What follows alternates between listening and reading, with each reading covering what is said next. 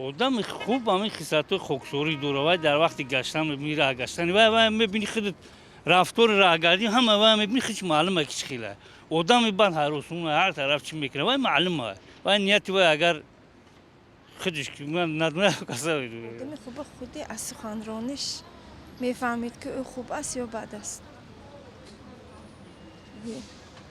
یکم همین سخنی زیشت کردی دلی یکسه خفه نکنید خودش می انسانی خوب بودگیتون به خیالم کافی. در جامعه ما بیشتر آدمای خوب بسیار نه آدمای بد. این رو نمیدانم. هر دوشم هست. هر دوشم هست.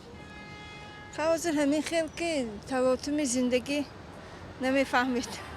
بسیار بد بسیار یا خوب بسیار نمیدانم. شما بیشتر با آدمای خوب روبرو میشید یا آدمای بد؟ اینش هم روبرو میشید و ایش هم روبرو میشید.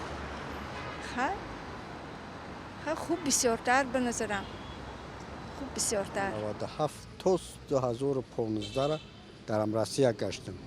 در اونجا امی غریبی ده میفهمی آدم که چی خیلی ایده تو یکی دیده نمیفهمیش که چی خیلی تو خطیش یک سه چهار ماه زندگی نکنی خاراکترش اساس فهمیده نمیتونی برای همین زندگی کردی بعد میفهمیش بدن بسیارترش فریبگر بدن بسیارترش دزد بدن بسیار بدن هم بچهای خدمت توجیکای خدمت چی گفت که در آسیا سوزن هم بچهای خدمت با فریبشون میکنن اکنون آدمی بعد از آدمی خوب در حیات میبینی در بعضی حالات ها میبینی که عملش چی هست رفتارش چی هست به نفع کی به نفع چی میگوید در بعضی حالات ها همین چیز هستن که نشانه آدمیت نشون میدن.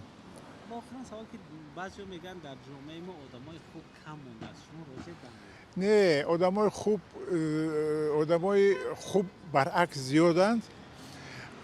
یک چیز است همین بسیار وقت تنگ دستی آدم نمیماند که خوبی کند.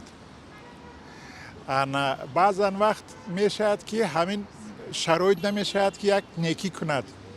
این معنای آن رو ندارد که آدم گنده هست. اکنون وابسته به شرایط زندگی شرایط جمعیت و شرایط هر یک آدم وابستگی داره. من فکر میکنم که 99% خلق شریف تاجیکستان آدمای خوب هستند آدمای با معرفت هستند آدمای هستند که نکوکار هستند آبادکار هستند همین چیزی که میبینید همش همین نتیجه مهنت مردم تاجیکستان است همین قدر آبادی و همین قدر پیشروی و همین قدر چی فکر من همین Это очень сложно, потому что عین زمان شناختن آدم خوب و یا بد خیلی دشوار است زیرا پشت چهره‌های معمولی امروز میتوان هم آدم خوب پنهان شود و هم برعکس. عادتاً با آن نگاه میکنه که انسان تا کدام اندازه مهربان و غمخوار است و تبسم میکند. شاید همین گونه است. بعداً از صحبتش معلوم میشود. улыбается. Наверное, как-то так.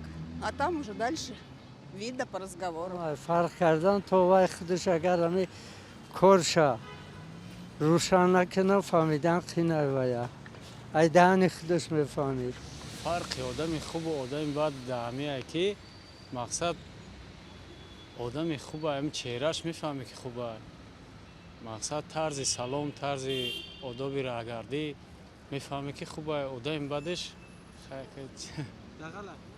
دغل چهرهش دغل خودش دغل